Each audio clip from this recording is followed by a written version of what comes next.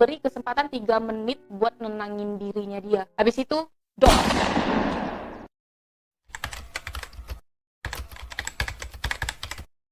Aku Virginia Angel, kali ini aku nak bahas sesuatu yang seru, yang menarik, yang sebenarnya banyak banget yang bisa dipelajari dari topik yang bakal aku bahas ini. Jujur, dulu aku tuh pernah suka banget sama topik ini. Aku cari banyak artikel, aku cari sumber-sumber, aku baca. Bahkan sampai aku tuh share ke siapa, aku lupa, kayaknya ke teman aku, biar dia tahu apa yang aku baca. Apa itu? Yaitu tentang Pulau Nusa Kambangan, penjara bagi napi kelas kakap. Dan bagaimana proses eksekusi mati napi-napi tersebut. Simak terus, mari kita mulai.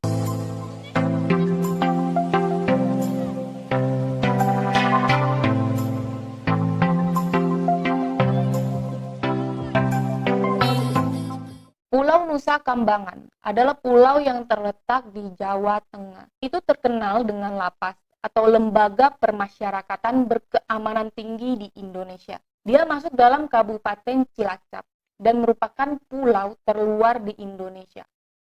Nah, di pulau ini benar-benar sangat terisolir, terlarang, dan hanya orang-orang yang punya kepentingan yang bisa ke pulau itu. Kalau untuk kita yang mau ke pulau itu cuma untuk mempelajari apa yang ada di pulau itu benar-benar butuh perizinan yang benar-benar rumit, susah, prosesnya panjang, dan alasannya tuh harus kuat. Nah, yang kita tahu kan sebenarnya pulau ini tuh kayak penjara atau lapas-lapas bagi napi kelas kakap. Sebenarnya di pulau ini bagian timurnya itu ada wisata sejarah.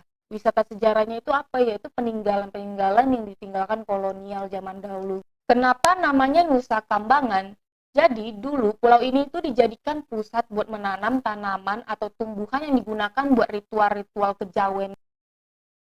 Ada satu tumbuhan yang terkenal pada zaman itu namanya bunga Wijaya Kusuma yang dipercaya dapat menghidupkan orang yang udah mati. Itulah asal mula nama Nusa Kambangan atau Pulau Bunga-Bungaan. Ada beberapa alasan kenapa Pulau Nusa Kambangan ini atau Nusa Kambangan ini dijadikan penjara bagi napi kelas kakap. Alasan yang pertama, pulau ini itu dari dulunya emang udah penjara yang dibangun sama pemerintah Hindia Belanda buat memenjarakan mereka yang salah dan membangkang sama pemerintahannya waktu itu. Alasan kedua, pulau ini selatannya itu menghadap langsung ke Samudra Hindia. Yang dimana Samudra Hindia ini terkenal sebagai lautan terbesar ketiga di dunia.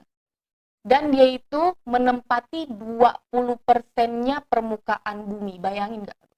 Dia 100%, nih misal 100%, dia menempati 20%-nya permukaan bumi. Itu kan benar-benar gede banget. Jadi kalau misalnya ada napi yang kabur, yang ada dia nggak ketemu daratan, malah ketemu ombak yang besar.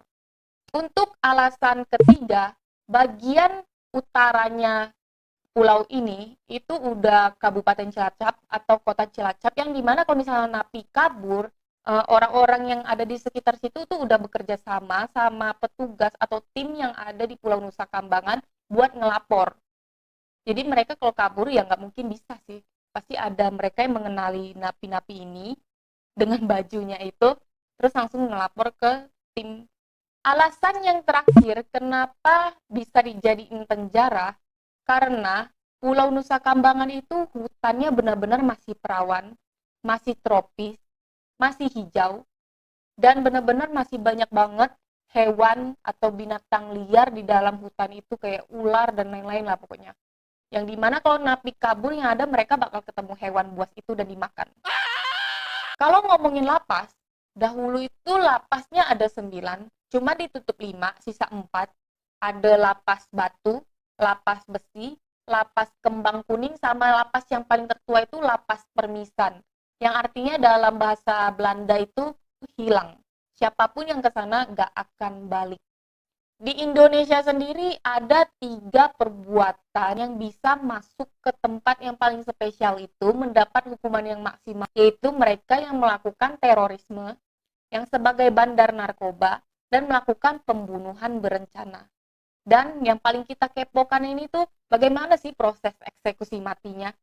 Kalian dengarkan baik-baik ya, ini aku udah dapat dari Peraturan Kepala Kepolisian Negara Republik Indonesia nomor 12 tahun 2010 tentang cara pelaksanaan pidana mati. Nah, yang pertama itu terpidana bakal dikasih pakaian yang sederhana, putih, bersih sebelum ke lokasi. Lagi perjalanan ke lokasi, ia bakal didampingi sama rohaniawan. Nah, regu penembak sama regu pendukung itu udah harus ada di lokasi 2-1 jam sebelum pelaksanaan. Nah, regu penembak itu tugasnya dia bakal mengatur posisi dan meletakkan 12 senjata api laras panjang 5-10 meter dari tiang buat pidana mati. Terus kalau udah siap, komandan pelaksana bakal bilang ke jaksa eksekutor kalau pelaksanaan pidana mati itu udah siap. Dengan bilang, lapor, pelaksanaan pidana mati siap. Habis itu, komandan pelaksana memerintahkan komandan regu penembak untuk mengisi amunisi dan mengunci senjata ke dalam 12 pucuk senjata api laras panjang dengan 3 butir peluru tajam dan 9 butir peluru hampa. Jadi ada 3 senjata yang beneran bisa nembak orang dan 9-nya lagi itu kosong. Jaksa eksekutor itu memerintahkan komandan regu 2 dengan anggota regunya untuk membawa terpidana ke posisi penembakan dan melepaskan borgol, lalu memberikan kesempatan bagi si terpidana mau berdiri, lutut, atau duduk. Terpidana itu diberi kesempatan 3 menit buat nenangin dirinya dia. Terus habis itu bakal ditanya mau pakai kain hitam di matanya atau enggak, tergantung selera ya si terpidana. Lah, laptop gue mati. Nanti bakal ada dokter yang nyamperin si terpidana, terus dicek jantungnya di bagian mana, habis itu dikasih tanda hitam. Komandan regu 2 bakal ngasih tahu ke jaksa eksekutor kalau semuanya udah siap. Nah, jaksa eksekutor bakal memberi isyarat atau tanda kepada komandan pelaksana kalau misalnya pelaksanaan penembakan udah boleh dimulai. Komandan pelaksana memberikan tanda atau isyarat kepada komandan regu penembak untuk membawa regu penembak mengambil posisi dan mengambil senjata dengan posisi depan senjata dan menghadap ke arah terpidana.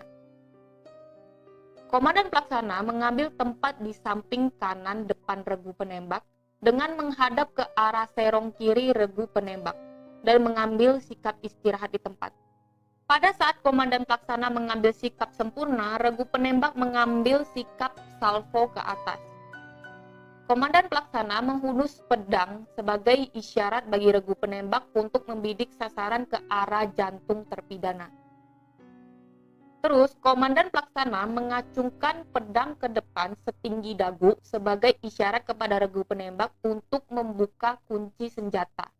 Setelah itu, komandan pelaksana akan menghentakkan pedang ke bawah pada posisi hormat pedang sebagai isyarat kepada regu penembak untuk melakukan penembakan secara bersamaan. Habis itu, dokter bakal memeriksa kondisi si terpidana, apakah dia udah beneran nggak menghembuskan nafas atau masih hidup.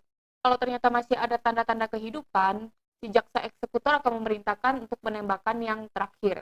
Komandan pelaksana bakal memerintahkan ke komandan regu penembak untuk melakukan penembakan pengakhir dengan menempelkan ujung laras senjata genggam pada pelipis terpidana tepat di atas telinga. Dan penembakan terakhir ini bisa diulangi kalau misalnya si terpidana itu masih hidup. Nah, itu sedikit urutan proses eksekusi mati. Aku nggak jelaskan secara lengkap. Aku nanti sertakan linknya di deskripsi. Kalian bisa baca sendiri di situ. Benar-benar sangat menegangkan sekali dan menurut aku itu masih beradab ya, masih ada upacaranya kayak gitu. Kalau misalnya di Korea Utara tuh kayak dilempar ke kandang binatang buas buat dimakan, itu lebih nggak beradab lagi tuh. Oh ya, aku juga sempat singgung di awal video tentang wisata sejarah yang ada di bagian paling timurnya Pulau Nusa Kambangan, yaitu ada peninggalan-peninggalan dari kolonial. Ada yang namanya Benteng Karangbolong yang dibangun sama Portugis sebelum Belanda Jepang menjajah ke sana. Jadi benteng ini dibuat sebagai pertahanan dan dibuat juga penjara di benteng itu.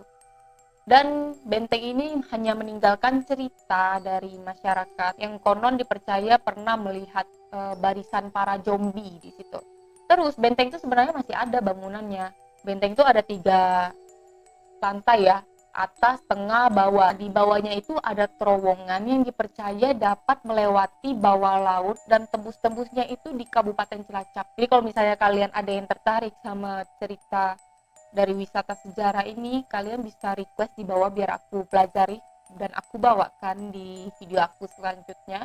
Sekian cerita hari ini tentang Pulau Nusa Kambangan benar-benar banyak banget yang bisa dipelajari, dan ternyata pulau itu tuh nggak cuma lapas atau penjara, nggak kecil doang. Jadi cuman aku sekian aja videonya biar nggak panjang. Kalau misalnya kalian suka, kalian bisa memberikan ide, saran, dan kritik di kolom komentar. Dan